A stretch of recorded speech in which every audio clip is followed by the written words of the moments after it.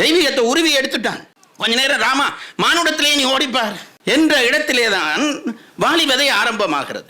அவனே பேசுகிறான். அங்கே அனுமன் தூண்டவில்லை, சுக்ரீவன் கேட்கவில்லை, நானே மறைந்து நின்று அம்பு போடுகிறேன். ராமன் சொல்லுகிற ராமனா இவன்? இதுல எங்கேயாவது தெய்வத்தன்மை நமக்கு தெரிகிறதா? ஒன்னும் தெரியவன் சார். அடி வாங்குறவன் சுக்ரீவன், அடிக்கிறவன் வாலிங்கிறது தெரியாதா? அது கூடவா தெரியாது? சுக்ரீவன் வாலி அடிக்கிறார், அவர் வாங்குறார் என்று நினைச்சிருப்பானா? இதுல இருந்தே இது பொய் என்று தெரிய இல்லையா?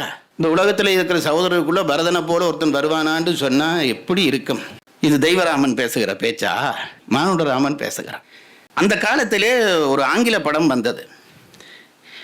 ஆங்கில படம் என்றால் அந்த நாட்களில் பள்ளிக்கூடம் கட் பண்ணி காலேஜ் கட் பண்ணி போவோம். அப்போ அது மட்டும் பார்க்க உனக்கு எப்படி ஆங்கிலம் தெரிந்தது என்று கேட்டால், ஆங்கில படம் பார்க்குவது ஆங்கிலம் தெரிவதற்காக அல்ல, அந்த வயசுலேயே வேறு வேறு தேவைகளுக்காக போவோம். இந்த கம்பன் கைவண்ணங்கள் பாருங்கள், சில இடத்துல சின்ன அப்படி ஒரு நுணுக்க வேலை பார்த்துட்டு போயிடுவான். என்ன தெரியுமா சொன்னான்? செம்மை சேர் நாமந்தன்னை கண்களில் தெரிய கண்டான். வாலி என்ன சொல்லியிருக்கவனும், உனக்கு யார் சொன்னது அப்படி? நான் அப்படி தம்பி மனைவியை தூக்கவில்லை, விஷயம் முடிஞ்சு போச்சு. ராமன் அப்படி அந்த இடத்துல சரண்டர் பண்ணுறது தான் வழியாக இருந்திருக்கும். வாலிவதை அது பெரிய விஷயம். கம்பன் தன் கைச்சரக்கு முழுவதையும் பயன்படுத்திய இடம் வாலிவதை. அதுக்கு என்ன சான்று என்றால், சான்றுகள் எல்லாம் பிரமாணமாக நான் இப்போ சொல்ல முடியாது, அனுமானமாக சொல்லுகிறேன். என்ன சான்று என்றால், எப்பேற்பட்ட அறிஞர்கள் ராமாயணம் வந்த காலம் தொடக்கம், ராமாயணம் என்ற காவியம் வந்த காலம் தொடக்கம், எப்பேற்பட்ட அறிஞர்கள் எல்லாம் இந்த வாலி விளக்கை ஆராய்ந்து ஆராய்ந்து ஆராய்ந்து 1000 கட்டுரை 1000 பேச்சு பேசிவிட்டார்கள். ஆனால் இன்றைக்கு வரையும் வாலிவதை வழக்குத்தான், வாலிவதை வழக்குத்தான். அதுல இருந்து என்ன அனுமானிக்க முடிகிறது?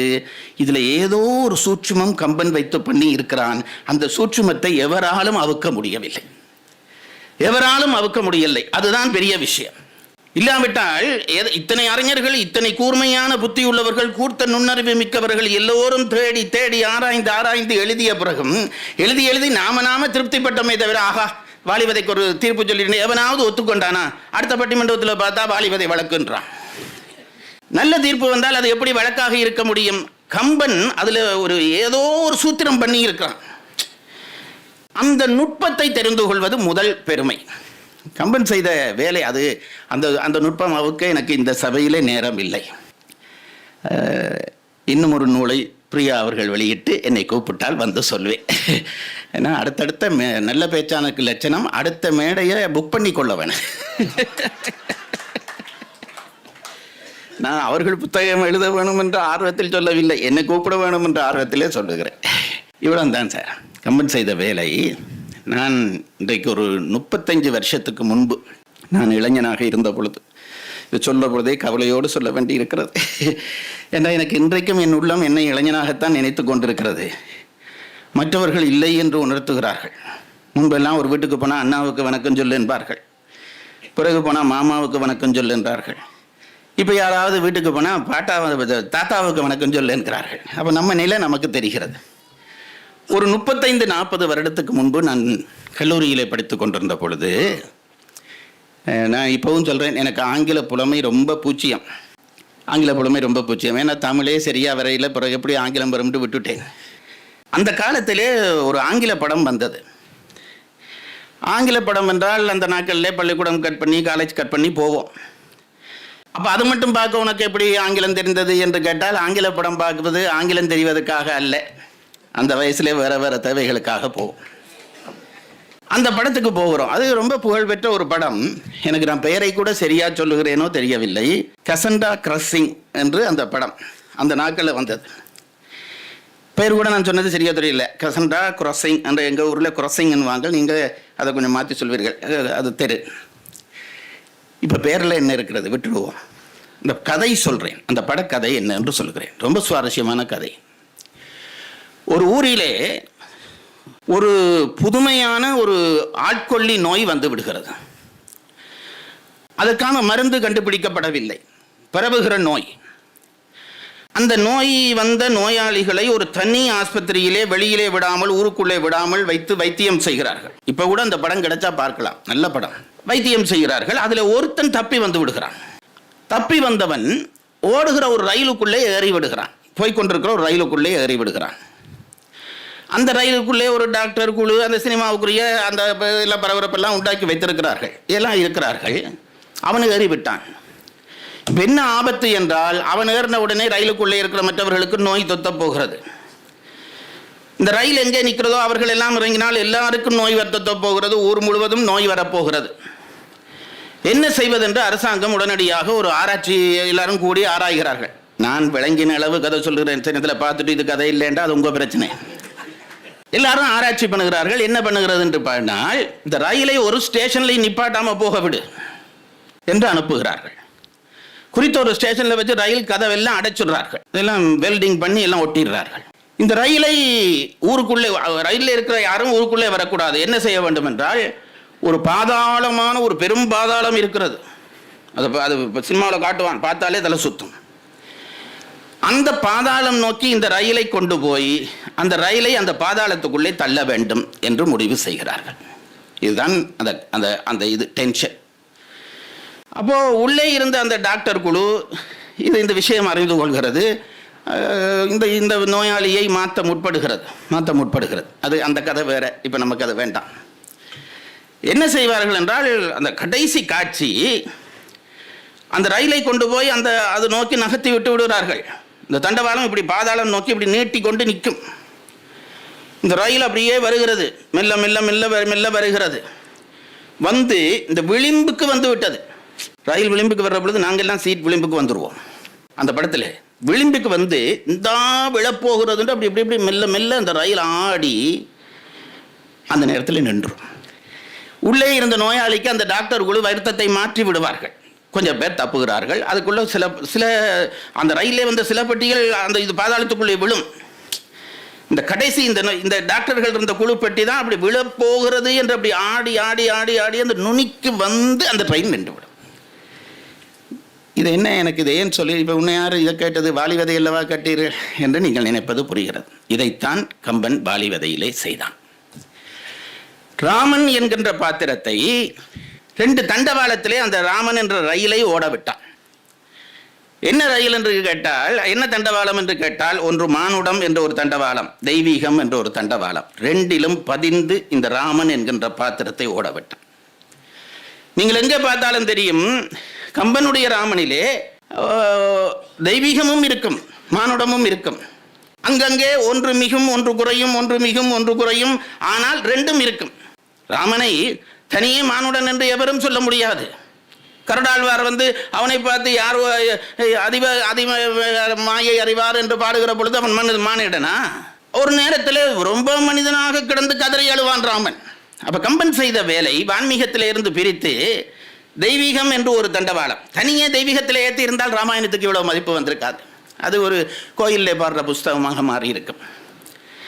தனியே மானுடமாக இருந்தால் ஒரு நாவலுக்கு இருக்கிற மரியாதையோடு அது முடிஞ்சு போயிருக்கும். கம்பன் என்ன செய்தான், 2 தண்டவாளம் வைத்தான். மானுடம் என்று ஒரு தண்டவாளம், அதற்கு பக்கத்திலே தெய்வீகம் என்று தண்டவாளம் தள்ளிவிட்டான் ரயிலை. நல்ல ஒரு பிரச்சனை இல்லாமல் அந்த ரயில் போய்கொண்டிருந்தது. கம்பனுக்கு இப்போ ஒரு சின்ன சந்தேகம். அவன் தானே ஆக்ககர்த்தா, அவனுக்கு அந்த உரிமை இருக்கிறது அல்லவா, அது உங்களுக்கு தெரியும் தானே. அவன் என்ன பண்ணினான், நல்லா ஓடுதே, இனி ஒரு தண்டவாளத்தை கலட்டி விட்டா என்னன்னு நினைச்சான். நல்லா ஓடிக்கொண்டு இருக்கிறதே, 2 தண்டவாளத்தில் ஓடுகிறதே, கொஞ்ச நேரம் ஒரு தண்டவாளத்தை கலட்டி பார்ப்போமே, இப்படியே ஓடிடாதா என்று நினைத்து தெய்வீகம் என்ற தண்டவாளத்தை இழுத்து வெளியிலே எடுத்து விட்டான். அங்கேதான் வாலிவதை ஆரம்பமாகியது.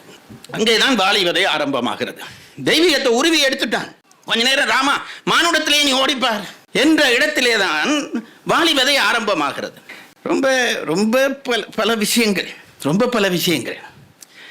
அம்பு போடுவது என்று முடிவாகிவிட்டது வாலியினுடைய மார்பிலே. ராமனே சொல்கிறான், தனித்த மானுடம், தெய்வீகமே இல்லை. அவனே பேசுகிறான். அங்கே அனுமன் தூண்டவில்லை, சுக்ரீவன் கேட்கவில்லை, நானே மறைந்து நின்று அம்பு போடுகிறேன். ராமன் சொல்லுகிற ராமனா இவன்? இதில் எங்கேயாவது தெய்வத்தன்மை நமக்கு தெரிகிறதா? கழட்டி விட்டு பார்க்குறான். அப்போ இவன் சொல்லுகிறான், நானே அம்பு போடுகிறேன். போயாயிட்டு கூட்டி கொண்டு வந்தாகிட்டு சுக்ரீவன் போய் அவனை போருக்கு அழைக்கிறான். வாலி வந்து விடுகிறான். முதல் யுத்தம் நடக்கிறது. கம்பன் இதுக்குள்ள பண்ணி இருக்கிற நாகாசு வேலைகளுக்கு ஒரு அளவில்லை. போயிட்டு வந்து விட்டான். அடி முதல் தரம் போய் அடி வாங்கி வந்துவிட்டான். ஏன் அடிக்க ராமா, என்ன போக விட்டுட்டு இப்படி விட்டுட்டியே என்று கேட்கிறான். இப்படி பண்ணலாமா, என்னை உன்னை நம்பித்தானே போனோன்னே இப்போ என்ன கலட்டி விட்டுட்டியேங்கிறான். அதுக்கு ராமன் சொன்னான், நீயா அவனா என்று தெரியல, அதனால விட்டேன். இது உண்மையா? இப்படி ஒரு பேச்சு பேசலாமா? 2 பேர் சண்டை பிடிக்கிறார்கள், வாலியும் சுக்ரீவனும் சண்டை பிடிக்கிறார்கள். இவருக்கு யார் என்று தெரிய இல்லையா? ஒன்னும் தெரியவனன் சார். அடி வாங்குறவன் சுக்ரீவன், அடிக்கிறவன் வாலிங்கிறது தெரியாதா? அது கூடவா தெரியாது? சுக்ரீவன் வாலி அடிக்கிறார், அவர் வாங்குறார் என்று நினைச்சிருப்பானா? இதுல இருந்தே இது பொய் என்று தெரிய இல்லையா? அது மட்டும் இல்லை, பக்கத்தில் அனுமன் நிற்கிறான். இவர்களை நன்கு அறிந்து அனுமன் நிற்கிறான். அப்படி உனக்கு தெரிய இல்லையா? அனுமனே, யார் வாலி யார் சுக்ரீவன் என்று கேட்டிருந்தா அவன் சொல்லி இருப்பான். இதிலே ஒரு ரகசியம் வைக்கிறான் கம்பன். ஒரு முடிச்சு போடுறான். நான் முடிச்சுகளை மட்டும் சொல்லுவேன், அவுக்க மாட்டேன். முடிச்சலை மட்டும் சொல்றேன். இதில் ஒரு முடிச்சு போட்டுட்டான். இப்போ திருப்பி போகிறான். திருப்பி சொல்றான், போயிட்டு வாடா. திருப்பி போய் கூப்பிடுறான். சுக்ரீவன் பாடு எப்படி இருந்திருக்கும் பாருங்க. ஒரு தரமே போய் மொத்தப்பட்டு வந்திருக்கிறான். திருப்பி போடா, திருப்பி போய் கூப்பிடு, ஒரு பூ மாலை போட்டு கொண்டு போ. நீங்க கவனிச்சு பார்த்தால் தெரியும், மாலை போட்டு கொண்டு போகிறான். அப்ப கூட ராமன் போனவுடன் அம்பு போட்டு வாலியை கொள்ளவில்லை. நன்றாக கவனிக்க வேண்டும்.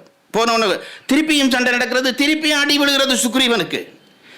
அப்ப ராமன் பார்த்து கொண்டு தான் இருக்கிறான். உடனே அம்பு போட்டதாக கம்பன் பாடவில்லை. எப்போ போடுறான் தெரியுமோ? வாலி சுக்ரீவனை இனி கொல்றது என்று முடிவு பண்ணிட்டான்.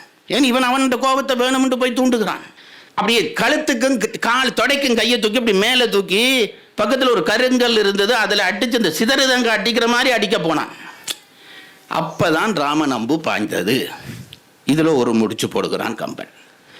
இந்த முடிச்சு அவுக்க வேண்டியவர்கள் எல்லாம் என்னிடம் தனியே வந்து கேட்க வேண்டும். இதெல்லாம் முடிச்சான இடங்கள், அதை மட்டும் சொல்றேன். இதுல ஒரு முடிச்சு ஏன்னு 2ஆம் தரம் போனோடனே மாலையோடு தானே போனான். போடுறதா இருந்தா அம்பு போட்டிருக்க முடியாதா? போட இல்லை, தூக்கி அடிக்க போடுகிற பொழுதுதான் போட்டான். இப்ப அடிச்ச விழுந்தாச்சு. அதுக்குள்ள லட்சுமணன் பாவம், அவன் வேற வாயை கொடுத்து வாங்கி கொண்டான். தன்முனை கொலை கூற்றத்தை கொலைவித்தான் என்று அவன் பேசுகிறான். எத்தாயின் வயிற்றில் உடன் பிறந்தார்க்கெல்லாம் ஒத்தால் பரதற் பெரிதும் உத்தமனாவதும். இந்த பயல் 14 வருஷம் தூங்காம பக்கத்துல இருந்து காவல் காத்து கொண்டிருக்கிறான். இந்த உலகத்துல இருக்கிற சகோதரருக்குள்ள பரதனை போல ஒருத்தன் வருவானான்னு சொன்னா எப்படி இருக்கும்? இது தெய்வராமன் பேசுகிற பேச்சா? மானுடராமன் பேசுகிறான்.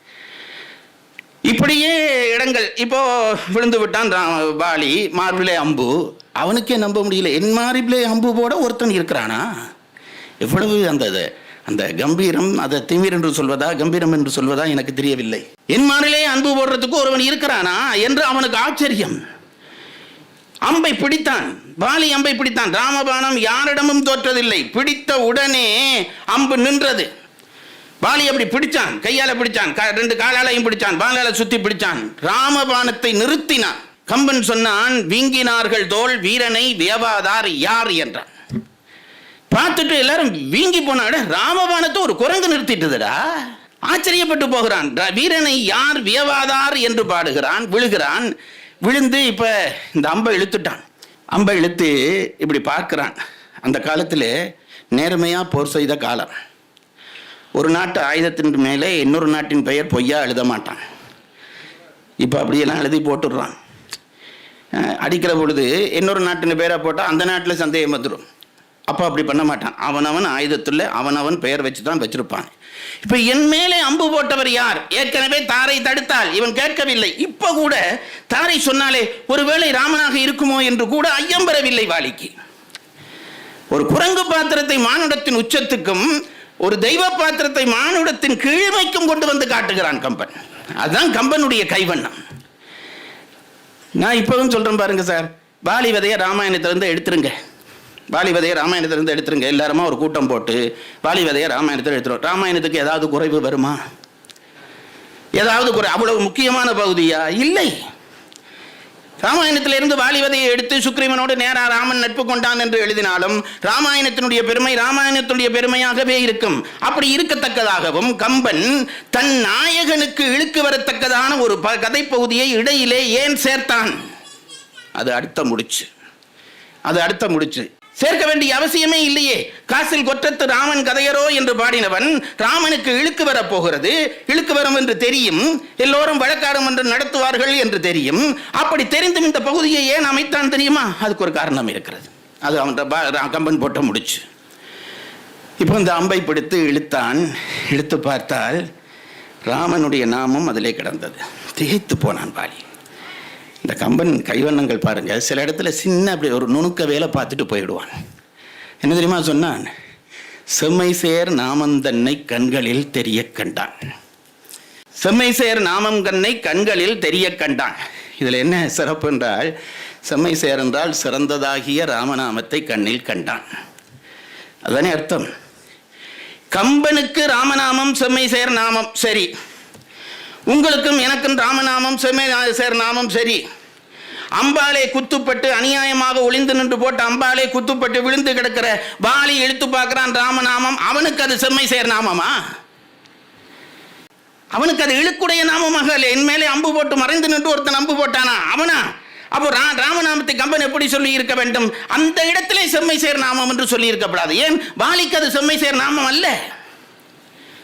அப்போ கம்பன் இந்த தவறு விடலாமா என்றால், காரணம் இதாங்க. இழுத்தான் அம்ப, இந்த ரத்தம் பாஞ்சுது. இந்த ராம என்ற ராமத்துக்கு மேலே சிவப்பா ரத்தம் படிஞ்சிட்டுது. அவனுக்கு அந்த செம்மை சேர் நாமம். அவ்வளவுதான். ரத்தம் படிந்ததாலே வந்த செம்மை சேர் நாமம், நமக்கு அது செம்மை சேர் நாமம். கம்பன் அப்படி அப்படி அப்படி துண்டு துண்டா எடுத்து விளையாடுறான். போட்டுட்டான், பார்த்தான், ராமன் முன்னாலே வந்தான். விவாதம் தொடங்கியது. விவாதம் தொடங்கினால் இவ்வளவுதான். ராமனுடைய கேள்வி, என்னை ஏன் கொன்றாய்? வாலியினுடைய கேள்வி, என்னை ஏன் கொன்றாய்? என்ன நியாயம்? அரக்கரோர் அழிவு செய்து கழிவறையில் அதற்கு வேறோர் குறைக்கணத்து இறையை கொள்ள மணிநிதி கூறிட்டுண்டோ? ஒரு அரக்கன் வந்து உன் மனைவியை தூக்கி கொண்டு போனா அதுக்கு என்ன கொல்ல வேணும் ஏதாவது உங்க மணிநிதியில் எழுதியிருக்காடா? இறக்கம் என் குகுத்தாய் என்பால் எப்பிழை கண்டாயப்பா, பறக்களி இது நீ பூண்டால் புகழை யார் பறிக்கற்பாளார். அடிச்சு தள்ளா பாருங்க. வாலிக்கு சொல்லின் செல்வன் பட்டம் வாலிக்கு தான் கொடுக்கணுங்கிறது என்ன அபிப்பிராயம்? ராமனை போட்டு உலுப்பி எடுத்துடுறான். ஓவியத்தை எழுத ஒன்னா உருவத்தாயுடைய என்றோ, ஆவியை ஜனகன் பெற்ற அன்னத்தை அமிழ்தன் வந்த தேவியை பிரிந்ததாலே திகைத்தனை செய்கை போலும். ஏண்டா என்ன கொண்டே, ஏண்டா என்ன கொண்டே? எனக்கு பாட்டு சொல்ல பயமா இருக்கிறது. ஏனென்றால் முன்னுக்கு ஒருத்தர் பாட்டு சொல்றதுக்கே பிறந்தவர் இருக்கிறார். பாண்டிச்சேரி கம்பன் விழாவில் ஐயா பேசினார். அந்த பாட்டு சொன்ன அழகை பார்த்து நான் உண்மையிலே வேந்துட்டேன். அவருக்கு ஒரு கவிதை எழுதி அனுப்பினேன். கிடைச்சதோ கிடைக்க இல்லையோ தெரியவில்லை. பாட்டு அப்படி சொல்ல வேணும். அப்படி ஒவ்வொன்றா போட்டு அடிக்கலாம். ஏண்டா என்ன கொண்டே? நீ எப்பேற்பட்ட குடும்பத்தில் வந்தவன் தெரியுமா? மானமும் குலமும் காத்து வன்மையும் துறந்த வல்லல் துயவன் மைந்தனே, நீ பரதன் முன் தோன்றினாயே. உங்க அப்பா யாரா? உன் தம்பி யாரா? பரதன் முன் தோன்றினாயே. எங்க ஊர்ல ஒருத்தர் பேச பரதன் முன் தோன்றி நாயே என்றார். அப்படியெல்லாம் சொல்லக்கூடாது. இப்போ எல்லா கேள்வியும் கேட்ட உடனே ராமன் சொன்ன பதில், இந்த வழக்கினுடைய அடிப்படை மட்டும் சொல்லுகிறேன். ராமன் சொன்னான், நீ செய்தது தப்பு. தம்பியினுடைய மனைவியை நீ தூக்கி விட்டாய்.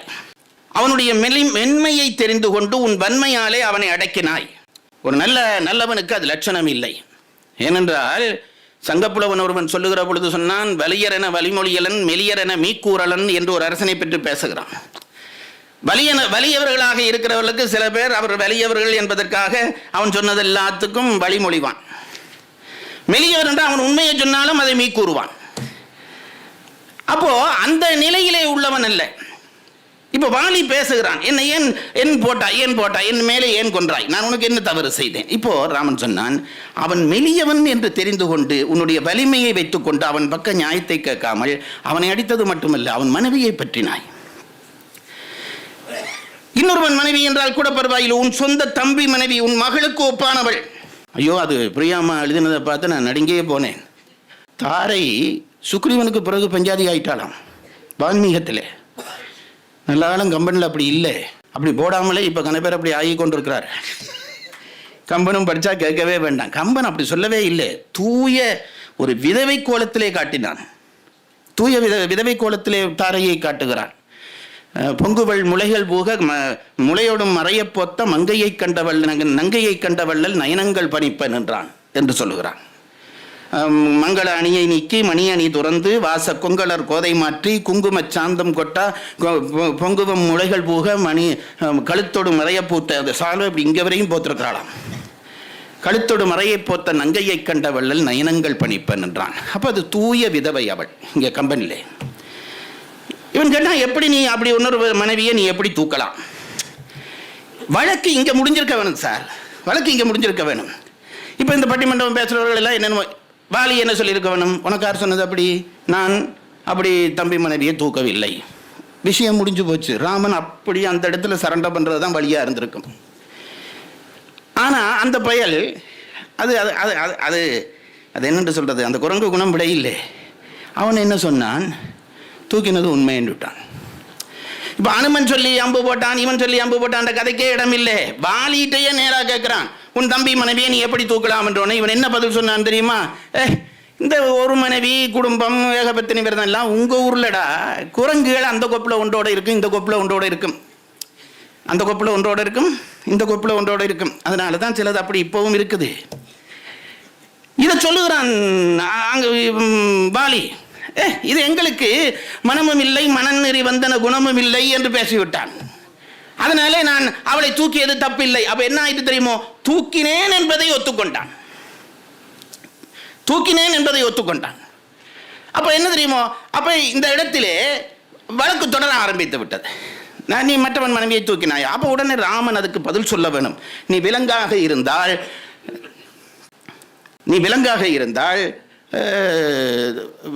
பரவாயில்லை, நாங்கள் விலங்கு, நாங்கள் அப்படி இருப்போம் என்று சொன்னோன்னே ராமன் சொன்னான், இதை பேசாத, நீ இவ்வளவு நீதி எல்லாம் என்னிடம், மணி நீதி எல்லாம் என்னிடம் இதுவரையும் பேசினாயே, அதை சொல்லிட்டு சொல்றான், நின்ற நன்னறி நீ அறியா நெறி ஒன்றுமில்லை நின் வாய்மை உணர்த்துமாள்.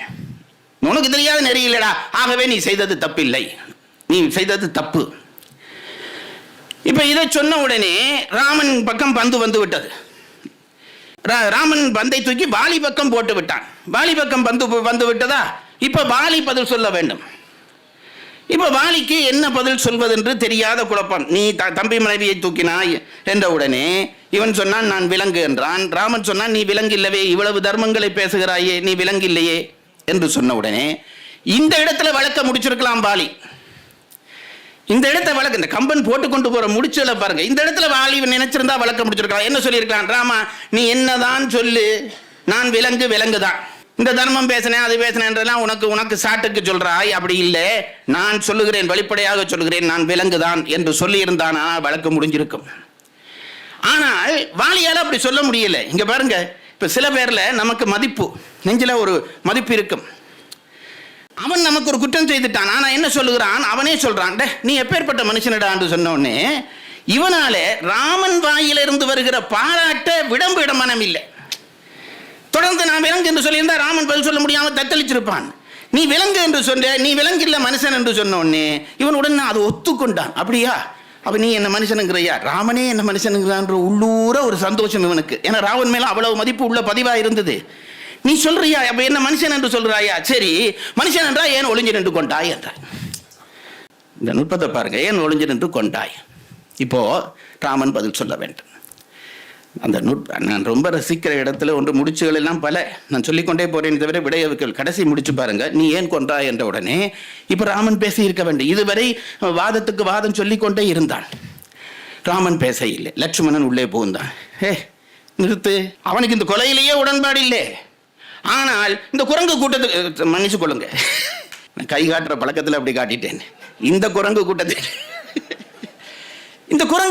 என் அண்ணன் தலை குனிந்து நிற்பதா நியாயம்? சரி, பிழையெல்லாம் அப்புறம் இருக்கட்டும், என் அண்ணன் தலை குனிந்து நிற்கப்படாது குரங்கு கூட்டத்தில். இப்ப ராமன்கிட்ட பதில் இல்லை என்று லட்சுமணனுக்கு தெரியும், இடையில பூந்தான். நிறுத்து, என்ன கேள்வி கேட்கிற, ஏன் அண்ணன் ஒளிஞ்சிருந்து கொண்டான்னு கேள்றியா? நேரா நின்று உன்னை சண்டைக்கு கூப்பிட்டு இருந்தா நீ வந்து ராமனை பார்த்தோன்னே சரண்டை பண்ணியிருப்ப. ஏற்கனவே உன் தம்பி சரண்டை பண்ணிட்டான், அவன் மனைவியை மீட்டு தரேன்னு சொல்லிட்டான். இப்ப நீ சரண்டை பண்ணா எப்படி மீட்டு தர்றது? ஆகவேதான் உனக்கு முன்னால வராம உனக்கு கொண்டுட்டான் என்றான். இது ஒரு நியாயமா சார்? இது ஒரு நியாயமா? எவனாவது ஒத்துக்கொள்வானா புத்தி உள்ளவன்? ஆனால் வாலி ஒத்துக்கொண்டான். இதுதான் அங்க கெட்டித்தனம். வாலி என்ன ஒத்துக்கொண்டான் தெரியுமா? இந்த வாதத்தை ஏற்றுக்கொண்டு சிறியன நீது பொறுத்து தீயன பொறுத்து என்றான், சிறியன சிந்தியாதான் என்று முடிக்கிறான்.